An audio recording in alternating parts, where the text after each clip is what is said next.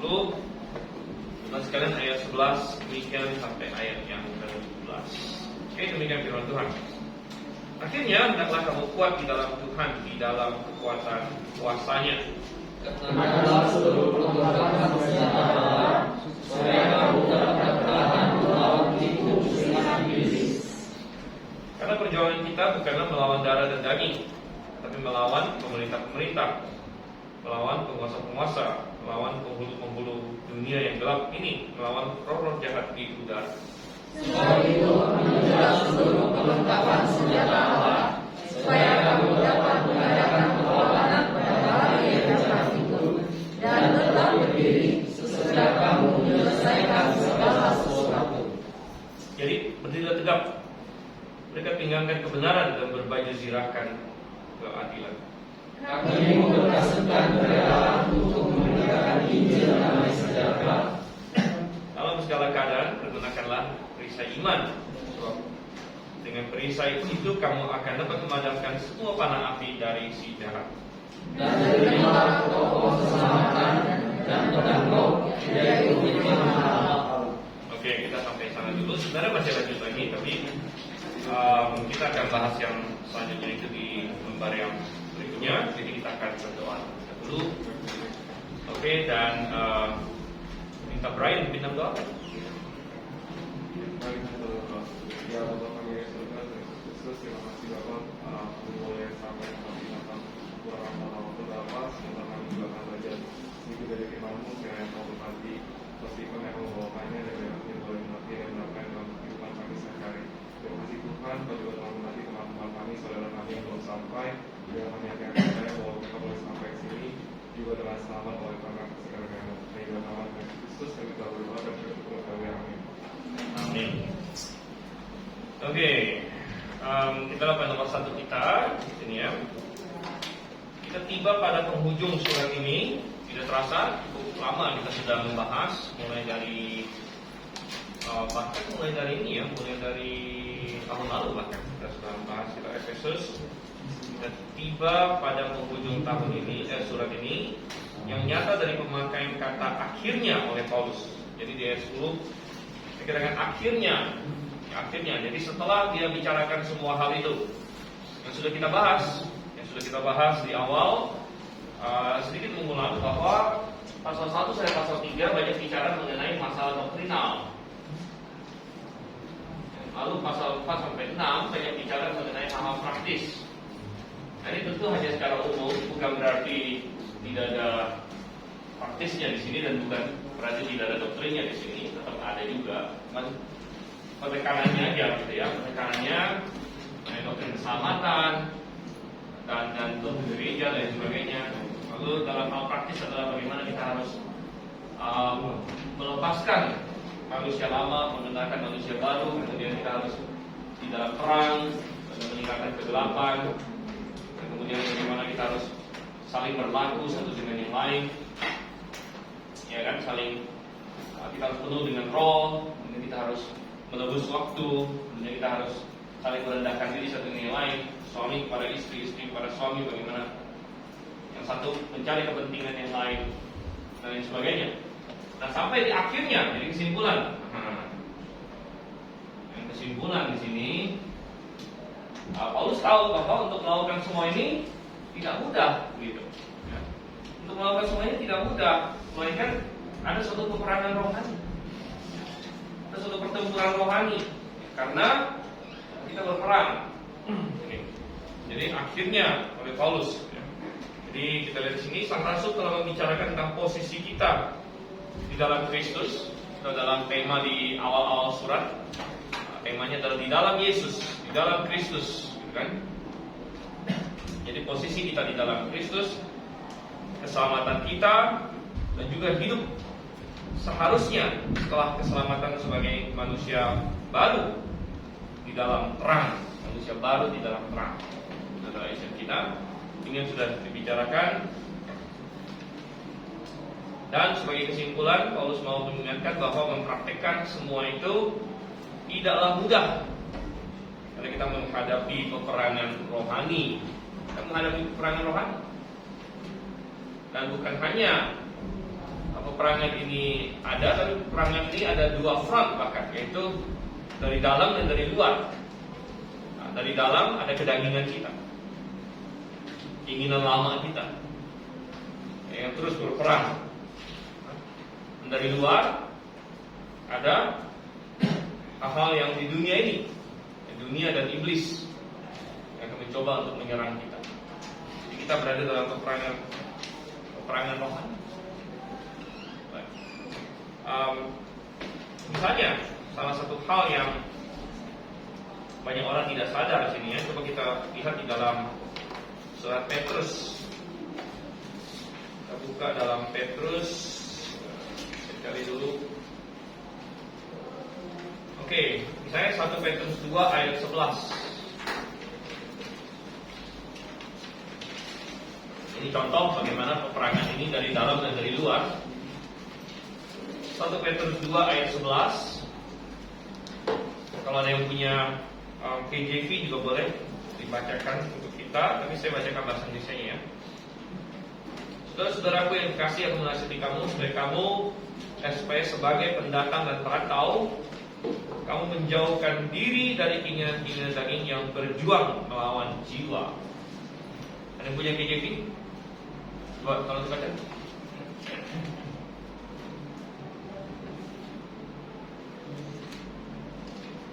Temu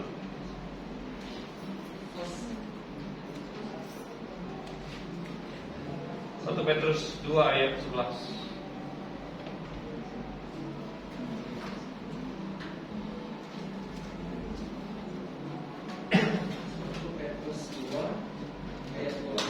Ayat 11.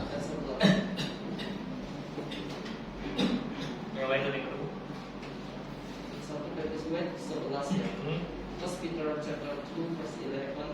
Dearly beloved, I beseech you as strangers and pilgrims, abstain from fleshly lust which war against the soul. Ya, jadi kata berjuang di situ di dalam KJV diterjemahkan berperang, gitu ya, berperang, war against the soul.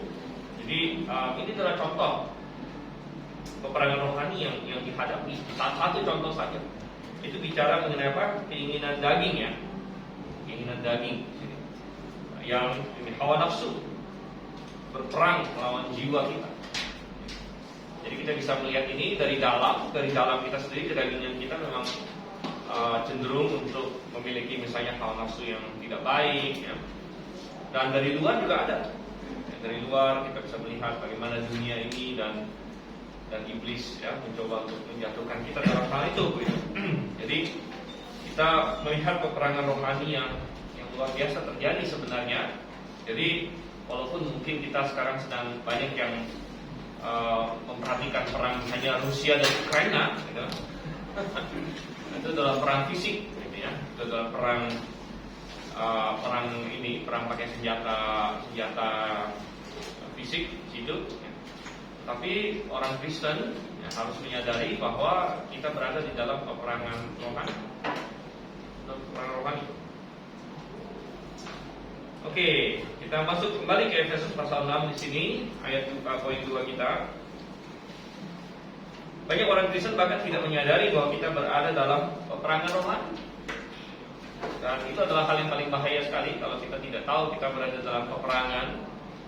Tiba-tiba kita diserang. Kita tidak tahu ada musuh, kita tidak berjaga-jaga.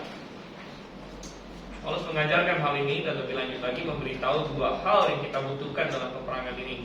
Apa yang kita butuhkan di dalam peperangan ini? Yaitu kekuatan dan senjata. Ya, kekuatan dan senjata. Nah, itu dinyatakan di ayat 10 dan ayat 11. Yang pertama dikatakan hendaklah kamu kuat di dalam Tuhan, di dalam kekuatan kuasanya. Lalu di ayat 11 dibicara mengenai senjata yang kita perlukan dan yang Tuhan siapkan bagi kita. Jadi memang dua hal ini yang diperlukan, yaitu pertama kekuatan diri kita, kemudian senjata yang kita pakai. Di dalam militer ya, pasti dua hal ini dilatih. Yang pertama dia melatih tubuh tentaranya. Ya, kalau misalnya senjatanya canggih-canggih tapi tentaranya loyo ya apa boleh buat. Dia nggak bisa bawa bawa pangkul senjatanya aja lari-lari udah kecapean. Nah, enggak, dia harus latih ya, kekuatan. Tapi dia harus punya senjata. Dia punya senjata. Ya. Kalau ada senjata baru dia bisa berperang di sini. Kita lihat poin nomor 3 kita.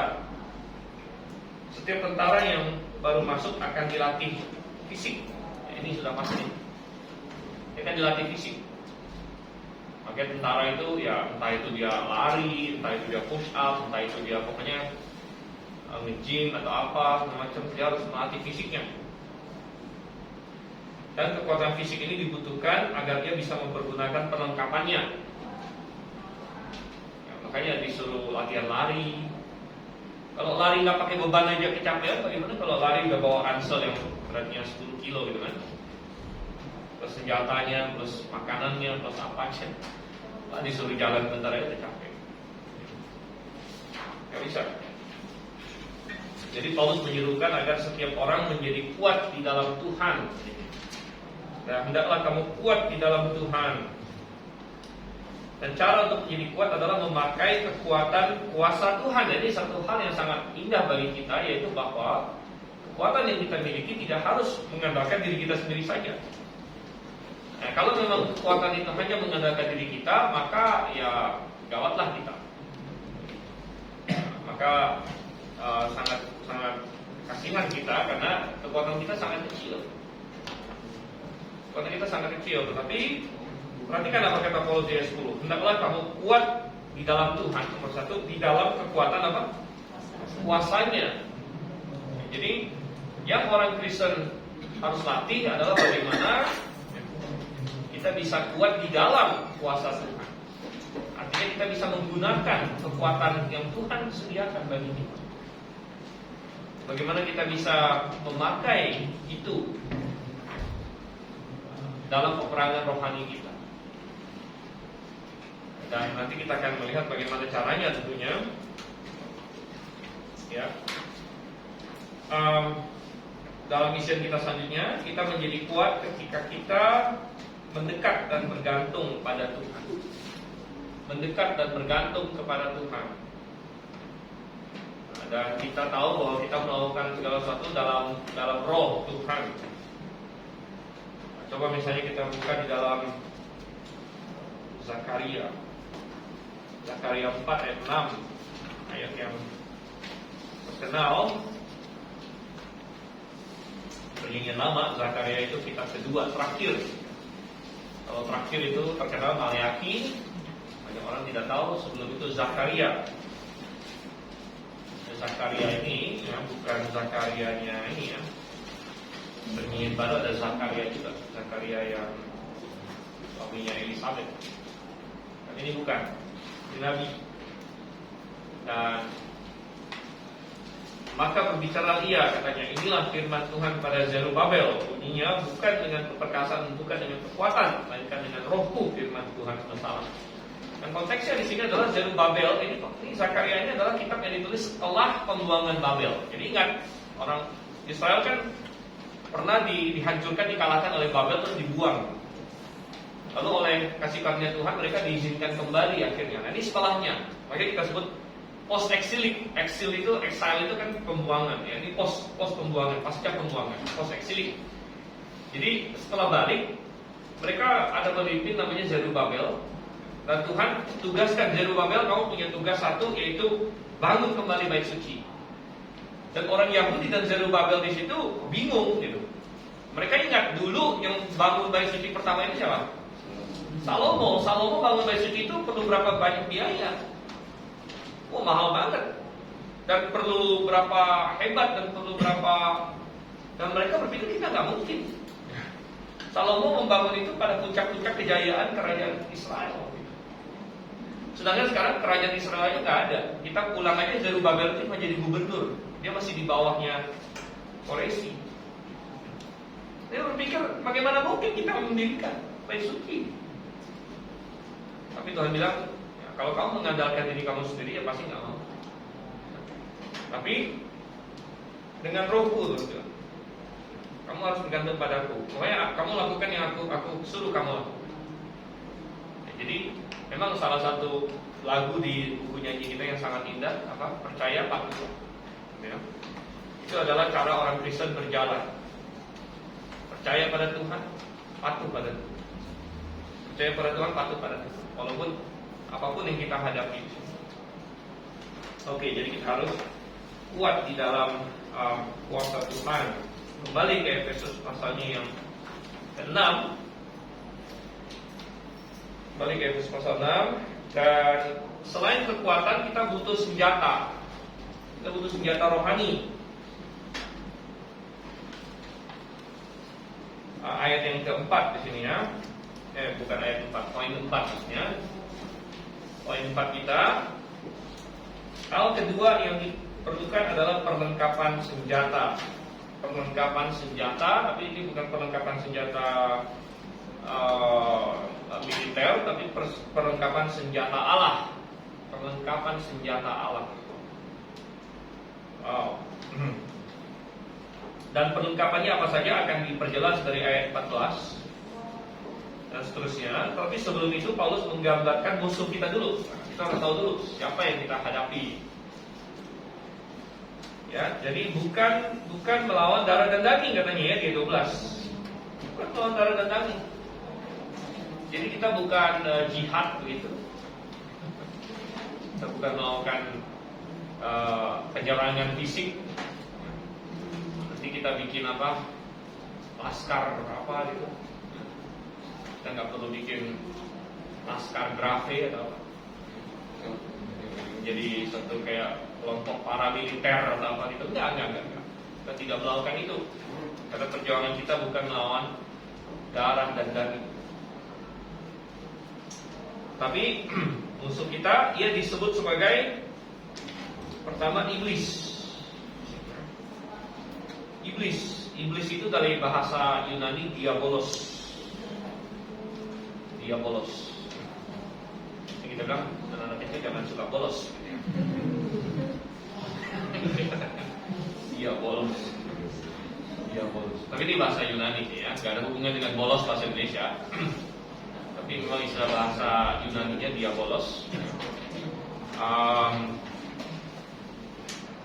Dan senjata utamanya adalah apa? Harus tahu dulu senjata utama iblis apa. Nah, iblis punya banyak senjata. Dia bisa menyerang kita fisik nggak? Bisa. Contohnya Ayub ya. Ayub dia bisa bikin Ayub sakit. Dia bisa menggerakkan orang untuk menyerang hartanya Ayub. Bisa. Itu bagian dari senjata iblis. Tapi rupanya Alkitab mencatat bahwa bukan itu yang harus paling kita takutkan. Atau bukan itu yang harus paling kita waspada. Ya, karena semua itu dia harus minta izin dulu sama Tuhan. Misalnya dia mau nyerang kita fisik pun, ya Ayub harus minta izin dulu sama Tuhan. Tapi yang senjata iblis yang paling utama adalah apa? Menurut sini ayat 11. Apa? Tipu muslihat. Nah, itu senjata utama iblis itu tipu muslihat. Ya. Jadi sekali lagi iblis punya banyak senjata. Dia bisa serang kita fisik, dia bisa menganiaya kita, macam-macam. Tetapi bukan itu yang paling kita waspadai. Ya. Paling kita waspadai yang Alkitab sebut di sini adalah untuk melawan tipu muslihat. Melawan tipu muslihat. Kalau kita sakit nggak apa-apa, tapi yang bahaya itu tipu muslihatnya. Misalnya Ayub sakit nggak apa-apa, yang bahaya itu pas istrinya datang, udah mati aja kutuki Tuhan. Nah itu tipu muslihatnya di situ, gitu. Ya, kita terkena apapun nggak masalah, kita bangkrut nggak masalah, tapi yang masalah adalah tipu muslihatnya. Tuhan nggak berkati kamu, ya tinggalkan saja Tuhan. Nah itu tipu muslihatnya. Kita kena bencana apa? Itunya sendiri nggak terlalu masalah. Kalau kita kuat di dalam Tuhan, yang bahaya itu tipu muslihatnya. Ini berarti begini. Nah, jadi iblis ya, bekerja melalui tipu muslihat.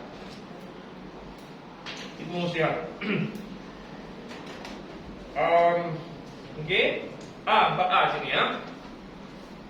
Oleh karena itu orang Kristen harus paham bahwa perjuangan kita bukanlah terutama jasmani, ya, bukanlah terutama jasmani, karena melawan darah dan daging katanya. Oleh karena itu senjata kita juga bukanlah fisik. Senjata kita bukan fisik. Yang kita lawan bukan badannya manusia. Petrus pernah kira perjuangannya fisik. Makanya waktu Tuhan Yesus mau ditangkap, apa yang dia lakukan? Dicabut pedang. Lalu dia sikat itu. Dia sikat, nggak tahu apa yang dia incar. Mungkin dia incar leher orang. Untung nggak kena. Kenanya ini telinga. Ya. Kena telinga. Tapi langsung Tuhan sembuhkan. Nah, kita tahu pastinya selanjutnya Petrus mulai sadar ya. Coba kita buka 2 Korintus 10. Ini menggambarkan pertarungannya Paulus. Peperangan Paulus itu seperti apa? Wah, dia bicaranya dia kayak komandan militer.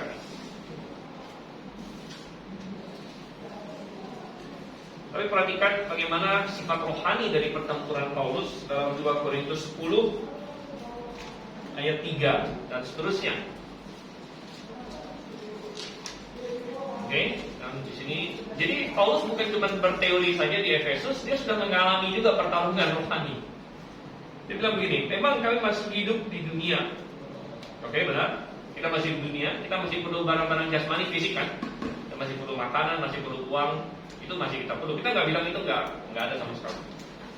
Tapi dia bilang kami tidak berjuang secara dunia.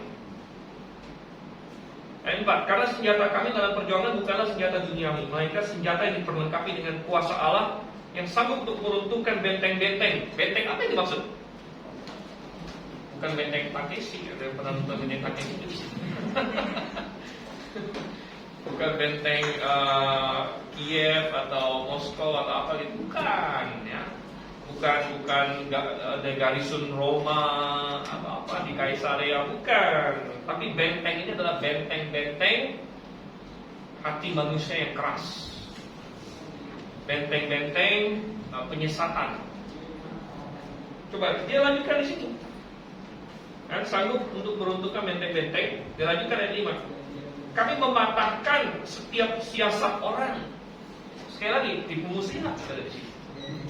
Kesesatan, doktrin yang salah. Kami mematahkan setiap siasat orang dan merubuhkan setiap kubu yang dibangun oleh keangkuhan manusia untuk menentang pengenalan akan Allah. Perjuangannya adalah memberitakan Injil. Ada orang-orang yang sudah membangun kubu. Kubu apa ini? Kubu syak prasangka. Ya, syak prasangka. Mungkin dari agama lain sudah mencap, oh Kristen itu begini. Oh, Yesus itu begini-begini. Ini adalah prasangka dia adalah kubu-kubu yang sudah dia bangun. Ya, tetapi perjuangan rohaninya adalah mematahkan setiap siasat orang, merubuhkan setiap kubu yang dibangun oleh keangkuhan manusia untuk menentang pengenalan akan Allah. Kami menawan setiap pikiran dan menaklukkannya kepada Kristus. Jadi medan pertempuran kita bukan Afghanistan atau apa segala macam, tapi pikiran orang. Ini medan pertempuran kita. Kami coba mempengaruhi orang. Ya, oke. Jadi ini contoh Paulus menyatakan perjuangan dia. Kita kembali ke Efesus pasal 6. Dan tentu sebelum kita berperang di medan pertempuran orang, kita berperang dulu di medan pertempuran diri kita sendiri ya. Karena pikiran kita sendiri juga harus sudah sepenuhnya tunduk kepada Kristus. Sepenuhnya tunduk kepada Kristus, baru kita bisa ini melancarkan serangan ke yang lain juga. Oke, kembali ke Efesus pasal 6 dan kita masuk di 4B di sini. 4B dalam misi kita, selain iblis lawan kita juga disebut pemerintah. Suatu pemerintah hanya ya. Ini dari bahasa Yunani arche. Arche itu bisa berarti pemimpin atau yang ya bisa juga awal. Tapi awal itu kayak pemimpin bisa. Sama seperti kepala itu kan bisa berarti kepala ini, bisa juga berarti kepala itu pemimpin. Jadi dalam bahasa Yunani arche itu Itu bisa berarti awal, bisa berarti juga pemimpin. Kemudian disebut lagi penguasa. Ini dari bahasa Yunani exousia.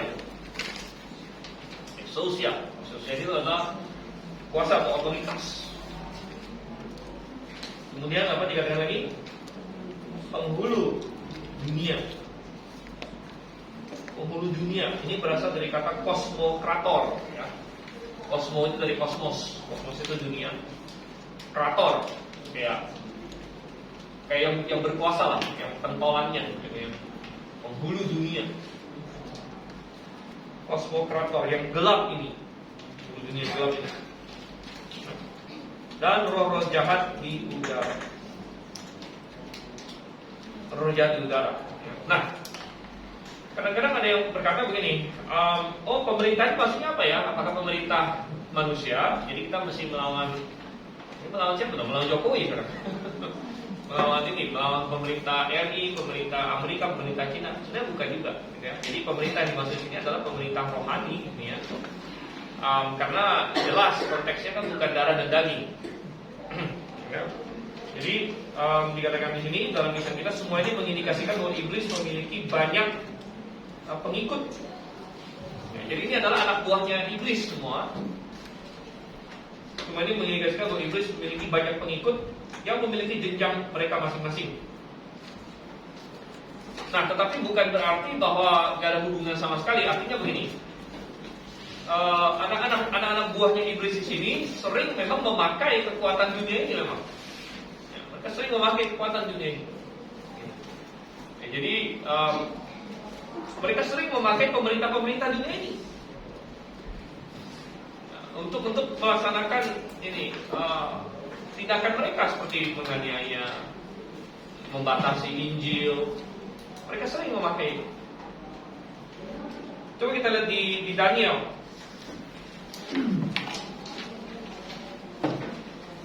Rupanya selain ada istilahnya ini ya, pemerintahan dunia, ternyata roh-roh jahat juga mempengaruhi kerajaan-kerajaan. Makanya di dalam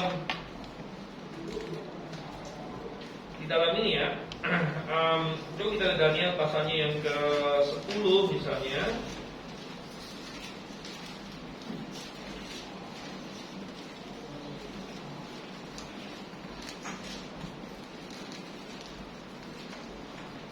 Oke, dan di Daniel pasal 10 ada satu hal yang menarik, bahwa Daniel dikunjungi oleh malaikat di sini.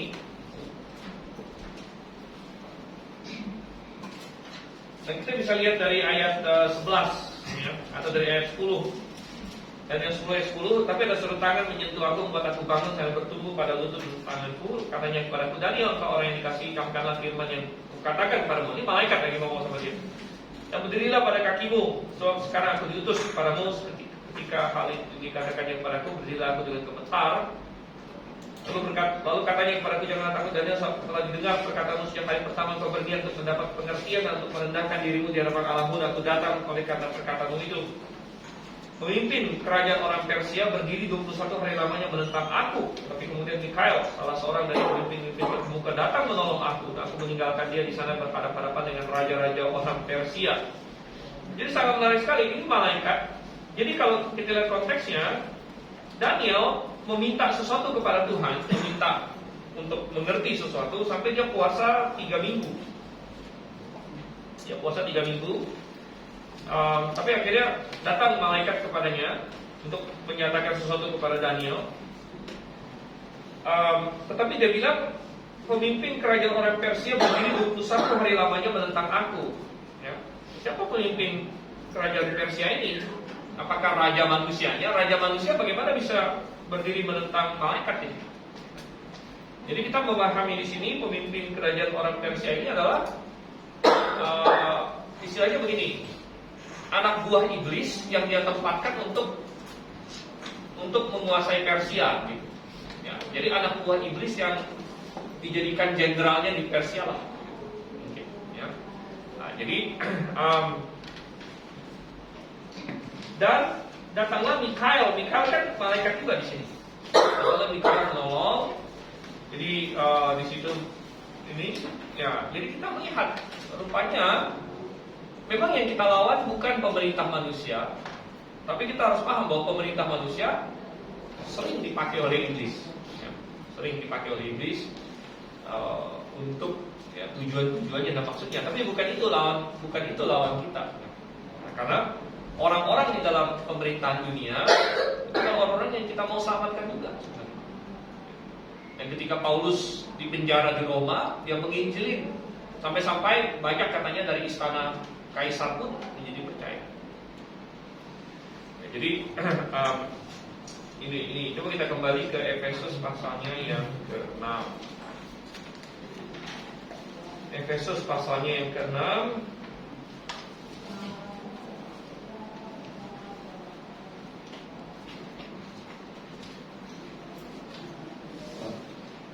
Ya, ada yang mau tanya? Ya.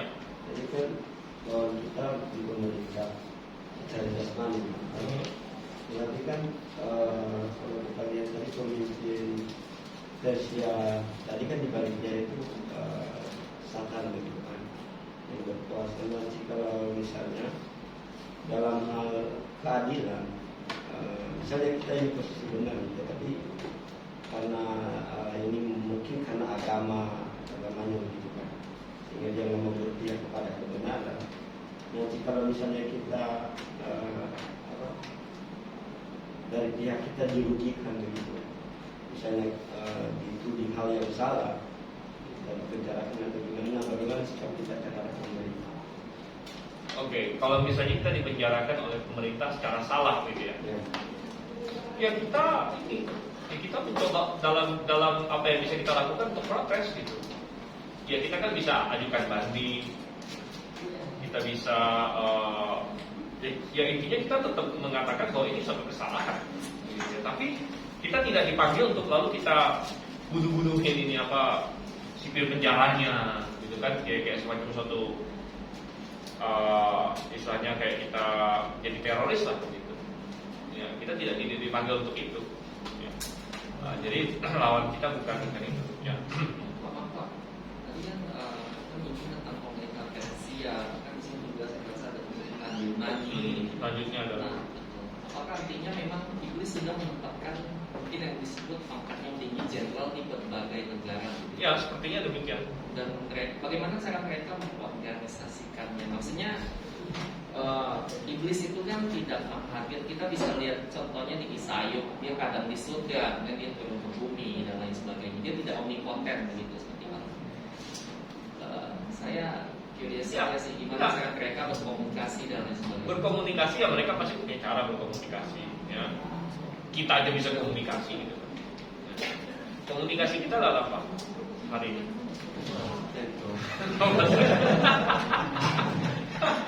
Ya, lewat internet kan, lewat satelit. Nah menarik sekali kalau lewat satelit segala macam. Apa sih yang dipakai oleh satelit? Gelombang ini kan, gelombang elektromagnetik, ada yang disebut microwave atau apa segala macam. Nah perhatikan salah satu hal tadi roh jahat di mana katanya? Di udara. Itu kalau manusia saja bisa menggunakan hal seperti itu, apalagi roh jahat. Ya. Jadi memang iblis tidak maha hadir, makanya dia butuh anak buah. Makanya ada jenderalnya di negara ini, dan jenderal itu pasti dia punya anak buah lagi gitu, untuk mengurus negara ini. Nah, kadang-kadang mereka bikin sandiwara, perang-perangan gitu di antara ini. Ya kayak Rusia, jenderal Rusia bilang jenderal Ukraina ini serang lu ya. Jadi ini sama iblisnya gitu. Ya. Jadi misalnya gitu kan. Jadi ya kita bilang bahwa ya itu adalah satu dunia rohani yang kita tidak banyak dikasih tahu. Ya, kita hanya disingkapkan sedikit. Artinya gini, ada banyak yang terjadi di dunia rohani kita nggak tahu. Dan memang kita nggak perlu tahu. Gitu. Yang kita hanya perlu tahu bahwa memang ada pertempuran, gitu ya. Dan kita hanya disuruh untuk melakukan bagian kita. Bagian kita, jadi kita nggak perlu tahu terlalu banyak. Kita hanya tahu saja memang ada pertempuran. Jadi itu urusan malaikat lah. Malaikat punya tanggung jawab malaikat. Manusia punya tanggung jawab manusia. Kita nggak perlu terlalu mikirin, aduh bagaimana ya si Michal, bagaimana saya tolong Michal, itu nggak usah. Kan itu bukan peperangan kita gitu. Ya. Itu ini yang penting kita lakukan bagian kita ya, sebagai anak Allah, sebagai manusia. Oke, kembali ke Efesus pasal 6 di sini. Iya, dan kita masuk ke ayat yang ke-13 ya. Itu ambillah seluruh perlengkapan senjata Allah. Ini kan ayat kids. Ayat kids, jadi ya sudah masih hafal ya. Ambillah seluruh perlengkapan senjata Allah supaya kamu dapat menyerahkan perlawanan pada hari yang jahat itu dan tetap berdiri sudah kamu menyelesaikan segala sesuatu. Poin nomor 5 kita. Udah belum? 4B ya, masih terakhir ya. Lebih lanjut lagi mereka ini berdomisili terutama di angkasa pada hari ini. Ya, jadi mereka berdomisili terutama di angkasa pada hari ini. Saya sebut roh-roh jahat di udara. Ya. Di angkasa ini maksudnya di udara ya, Ya, seperti itu. di mana ada oksigen ya maksudnya. Ya enggak harus di mana ada oksigen. Ya pokoknya mereka bebas gitu di udara gitu. Ya, tanpa kita bisa lihat. Nah, ada satu hal yang menarik mengenai itu karena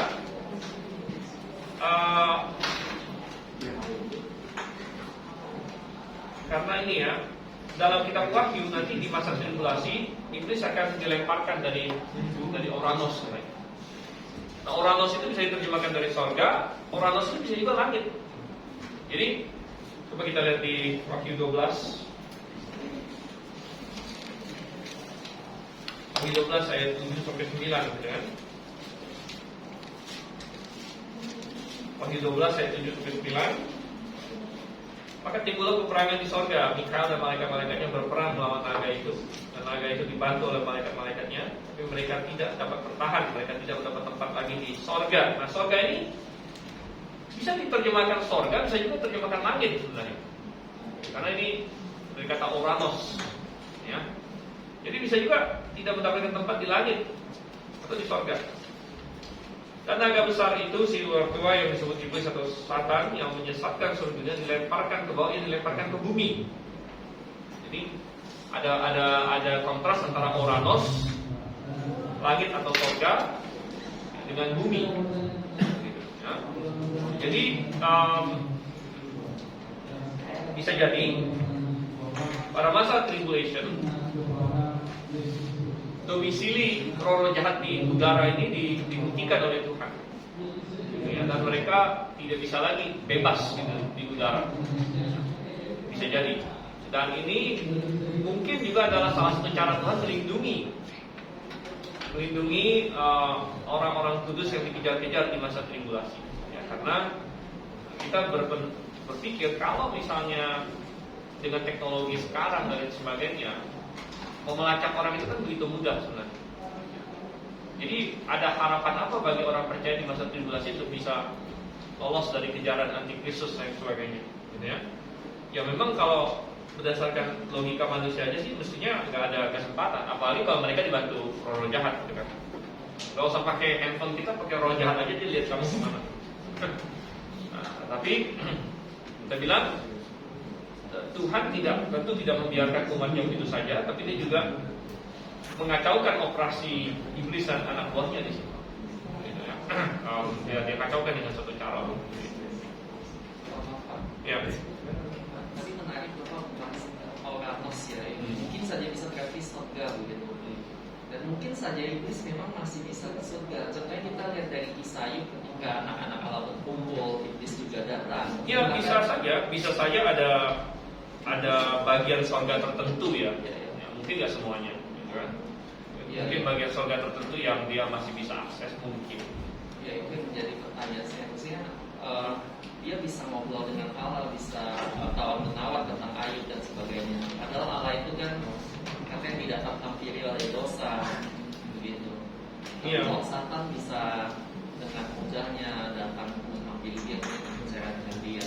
Ya kalau terhampiri, Allah kan ada di mana-mana sudah. Ya maha. Jadi ini Tuhan mentolerir untuk sementara aja. Ya. Tuhan mentolerir untuk sementara, dan itu akan dilenyapkan dari hadapannya. Ya sama seperti kita pun orang berdosa, tapi Tuhan mentolerir kita. Tuhan belum menyiapkan kita karena Tuhan punya rencana, ya, bahwa yang ujung-ujungnya menolak dia sampai akhirnya akan dihancurkan. Tapi yang sisa ini akan dikuduskan dengan sempurna untuk itu. Tuhan datang kepada Kain, ngomong sama Kain kok. Karena Kain adalah orang berdosa. Jadi bahwa Tuhan tidak mentolerir dosa itu adalah dilihat dari ujung-ujungnya memang benar. Ya. Tapi Tuhan, dan ingat, saya kemarin bilang di teologi PL, kita bandingkan dengan kekekalan. Kalau dibandingkan kekekalan, beberapa ribu tahun manusia ini seperti kecil kan. Jadi Tuhan izinkan dosa sebentar, langsung dihukum. Dan bagi kita kok lama banget Tuhan hukumnya nih. Kok nggak dihukum-hukum, udah 2000 tahun dan manusia berdosa nggak dihukum. Saya bilang itu kamu lihatnya dari perspektif kamu yang hidupnya seperti rumput. Dari perspektif kekekalan, sebentar sekali langsung dihukum. Oke ya, kita akan selesai di sini. Nah, waktu kita habis. Jadi kita belum masuk ke senjatanya. Nanti minggu depan kita masuk ke senjatanya. Ya, jangan hilang kertasnya. Takutnya nanti habis. Baru kalau hilang ntar nggak ada lagi. Ya, disimpan. Oke, baik. Kita berdoa. Renhat mau berdoa. Saya berdoa, Bapa di surga, terima kasih karena penyertaan-Mu dalam hidup kami. Pada awal minggu yang baru kami boleh berkumpul untuk saling menguatkan satu dengan yang lainnya. Dan sebentar kami akan memulai kebaktian kami ya Bapa, kiranya Engkau yang memimpin, supaya sertai setiap kami. Kami berdoa hanya di dalam nama Yesus Kristus. Amin.